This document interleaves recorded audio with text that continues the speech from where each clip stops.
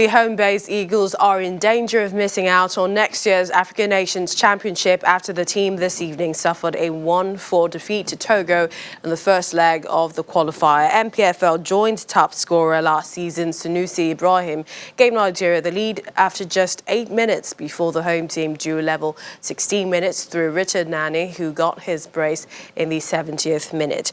The home team increased their lead from the penalty spot to 3-1 and then made it even more difficult for Nigeria by adding a fourth goal in the closing moments of the contest. The Chan Eagles, who reached the 2018 Chan final in Morocco, will now need to win the return leg in Asaba next month by at least 3 unreplied goals to go through to Cameroon 2020.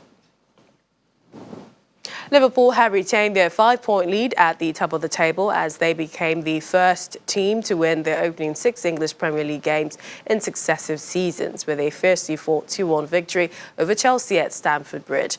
Trent Alexander-Arnold and Roberto Firmino this evening handed the league leaders 2 first-half goals. Chelsea, who put up a spirited fight back in the second half, pulled a goal back with a superb effort from N'Golo Kante. Now, the second defeat of the season left them 10 points adrift in 11th. Pierre-Emerick Aubameyang's stunning free kick helped 10-man Arsenal come from behind to beat Aston Villa 3-2 in a pulsating encounter at Emirates Stadium. In the lunchtime fixtures, West Ham comfortably beat Manchester United 2-0 at the London Stadium. Wolves forced Crystal Palace to a 1-1 draw at the Selhurst Park. Iran's President Hassan Rouhani has warned foreign forces to stop threatening security in the Gulf after the United States said it was deploying troops to the region. The U.S. is sending more troops to Saudi Arabia after an attack on Saudi oil facilities that both nations blame on Iran. This year has seen continuing tension between the U.S. and Iran following President Donald Trump's abandonment of a deal limiting Iran's nuclear activities in return for easing of sanctions. President Rouhani says Iran will present its peace initiative to the UN, which begins the main part of its General Assembly in New York on Tuesday. He has given no details, saying only that peace in the Strait of Hormuz could be achieved in cooperation with various countries. Egypt has recorded another night of clashes and arrests during protests against President Abdel Fattah el-Sisi. The protests, which also took place in Tahrir Square in Cairo on Friday, are in response to corruption allegations against Mr. Sisi's government. For a city that has not seen major protests since the 2011 uprising that ousted longtime President Hosni Mubarak, things have been pretty quiet in Cairo. The country's current president, a former army general, Abdel Fattah el-Sisi, took over power in 2014 after the military's overthrow of Egypt's first democratically elected president, Mohamed Morsi.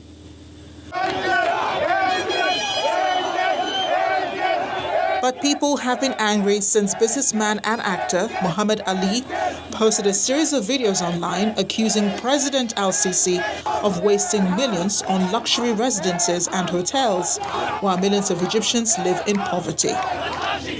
And so the protest began on familiar ground, Tahrir Square, where the first uprising began. Hundreds gathered shouting anti-government slogans.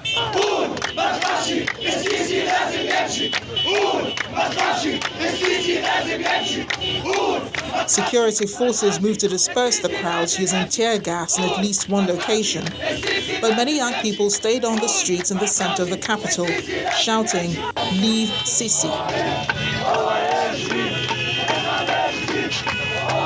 Small protests also held in Alexandria, on the Mediterranean coast, Suez and the Red Sea, and the Nile Delta textile town of Mahala El Kubra, 110 kilometers north of Cairo.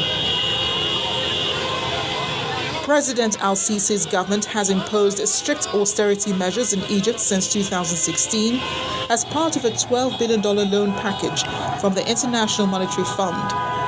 Meanwhile, according to official figures released in July, nearly 1 in 3 Egyptians are said to live below the poverty line on less than $1.40 a day. Other estimates put the figure higher. President el-Sisi has denied corruption allegations, telling youths last week that he was honest and faithful to his people and the military.